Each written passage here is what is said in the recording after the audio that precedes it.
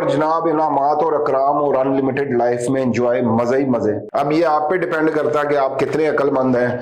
आप ये फानी जिंदगी, चंद रोजा जिंदगी और ये बेकार मेकार ओहदे जो खत्म होते ही डॉक्टर, जरनैल, बादशाह, वजीर जो भी होता है, जब फौत हो जाता है तो कोई भी नहीं कहता कि बादशाह साहब को उठाओ, वजीर साहब को उठाओ, जरनैल साहब को उठाओ, चलो लेके कब्रिस्तान चलो। कहते ये मैयत को उठाओ, खत्म सारे ओहदे, सारे पावरे, सारी चीजें चूजें खत्म, बस एक मरतबा रूह निकलने की देर है। 12 ग्राम की रूह निकली, कहानी खत्म। तो कहानी खत्म होने से पहले मेरे भाई आपके पास जो टाइम है उसमें आप बेहतर कर लें। पोर्टफोलियो में गंदे को सफेद लगलू भी गए ना, तो उसके लिए ऑप्शन प्रोवाइड की गई है। सच्चे दिल से तौबा करें और जिनसे छीना है, जिनसे आपने ज्यादतियां की है, उनसे माफी मांगे, उनका उन्हें वापस करें और अल्लाह के बंदे बन जाएं तो मजे ही मजे।